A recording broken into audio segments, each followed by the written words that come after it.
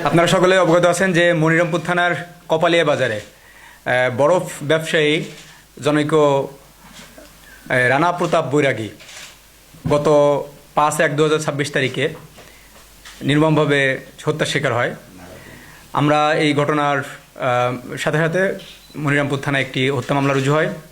এই মামলাটি প্রথমেই থানার কাছে তদন্তভার ছিল, যেহেতু এটি একটি সেন্সিটিভ এবং চাঞ্চল্যকর মামলা, ক্লুলেস মামলা, যার ফলে পুলিশ সুপার মহোদয় মামলাটির তদন্তভার আমাদের ডিবিতে হস্তান্তর করে। ডিবিতে মামলার তদন্তভার হস্তান্তর করার পরপরই ডিবির সাব ইন্সপেক্টর কামরুজ্জামান তার নেতৃত্বে এই মামলার তদন্ত শুরু হয়।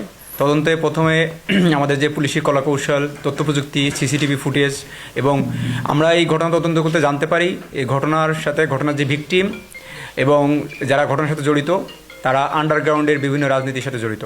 আপনারা অনেকেই এই ধরনের রাজনৈতিক দলের নাম শুনছেন, যে পূর্ব বাংলা কমিউনিস্ট পার্টি, বিপ্লবী কমিউনিস্ট পার্টি, এরকম।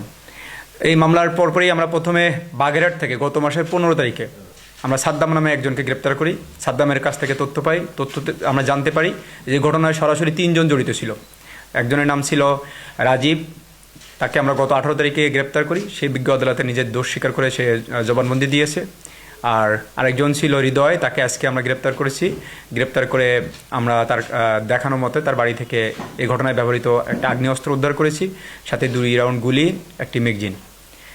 পাশাপাশি রাজীব মোল্লার কাছ থেকে আমরা একটি ছুরি, যেটি তারা গুলি করার পরপরই তারা কিন্তু আবার জবাই করেছিল, আপনারা জানেন। এবং ঘটনায় যে মোটরসাইকেল তারা ব্যবহার করেছিল সেই মোটরসাইকেলটাও আমরা উদ্ধার করেছি। এবং আরেকজন আসামি ছিল, তার নাম সূর্য। যারা এই 3 জন প্রত্যক্ষভাবে ঘটনার সাথে জড়িত ছিল, হত্যার সাথে। আমরা সূর্যকে এখনো গ্রেপ্তার করতে পারিনি, কিন্তু ঘটনার বাকি 2 জনকে গ্রেপ্তার করছি। পাশাপাশি এই রানা প্রতাপ সিংকে চিনিয়ে দেওয়ার জন্য সেখানে সেলিম এবং শামীম নামে 2 জন ছিল। তার মধ্যে থেকে আমরা শামীম নামে একজনকে গ্রেপ্তার করছি। অর্থাৎ এই ঘটনার সর্বমোট 5 থেকে 6 জন তারা প্রত্যক্ষ এবং পরোক্ষভাবে জড়িত ছিল। তার মধ্য থেকে আমরা এই পর্যন্ত 4 জনকে গ্রেপ্তার করেছি। এবং ঘটনায় যে চাকু ব্যবহার হয়েছিল সেই চাকু আমরা উদ্ধার করেছি। যে ঘটনায় আগ্নেয়াস্ত্র ব্যবহার ছিল সেই আগ্নেয়াস্ত্র আমরা উদ্ধার করেছি, প্লাস আগ্নেয়াস্ত্রের সাথে সাথে 2 রাউন্ড গুলি সহ একটি ম্যাগজিন উদ্ধার করেছি। এবং যে ঘটনা, যে মোটরসাইকেল ব্যবহার করে ঘটনা ঘটিয়েছিল দুষ্কৃতকারীরা, সেই মোটরসাইকেল আমরা উদ্ধার করেছি। পাশাপাশি আপনারা জানেন এই ঘটনার সমসাময়িক আরেকটি ঘটনা ঘটছিল আমাদের সদরে, গুলি করে আলমগীর মার্ডার। সেই ঘটনার সাথেও যারা জড়িত ছিল তাদেরকেও আমরা গ্রেপ্তার করতে সক্ষম হয়েছি।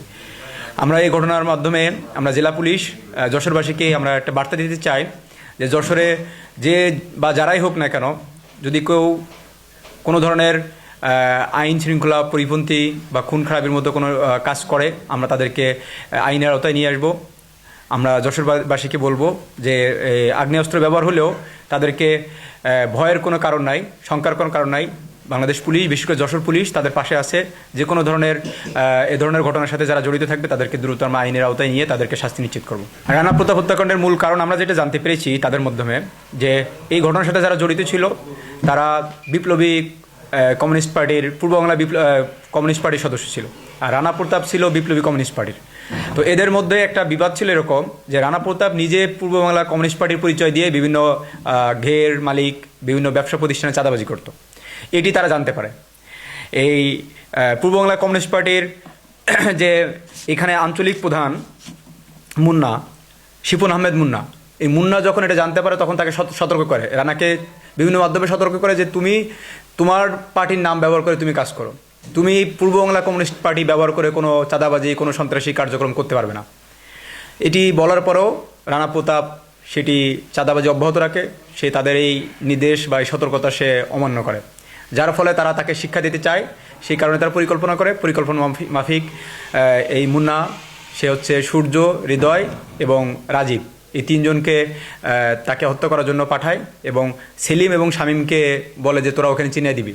তারা ওই কপালে বাজারেই ওখানে চিনে রানাকে, তারা ওখানে আগে থেকে অবস্থান করে। তারা এদেরকে জানায় যে রানা এই বরফকলের এখানে আছে। তাদের তথ্য মতে তারা ওখান থেকে মোটরসাইকেল যোগে অভয়নগর থেকে এই 3 জন যায়। যাওয়ার পরে তারা জানতে পারে যে বরফকল থেকে সে এই ঝুম বিউটি পার্লার নাম একটা বিউটি পার্লার আছে, ওই বিউটি পার্লারের ভিতরে সে অবস্থান করছে। ওরা তখন বিউটি পার্লারের বাইরে অবস্থান করে। সে যখন রানা প্রতাপ বিউটি পার্লার থেকে বের হওয়ার সাথে সাথে তাদের সাথে এই নিয়ে কথা কাটাকাটি হয়। কথা কাটাকাটি এক পর্যায়ে তাদের হাতে যে 3 জনের কাছে আগ্নেয়াস্ত্র ছিল, সেই আগ্নেয়াস্ত্র দিয়ে তারা গুলি করে উপর্যুপুরি, কেউ বুকে, কেউ মাথায়। এরপর মৃত্যু নিশ্চিত করার লক্ষ্যে এখানে সূর্য ছিল, সূর্যের কাছে চাকু ছিল, সেই চাকু দিয়ে তাকে জবাই করে।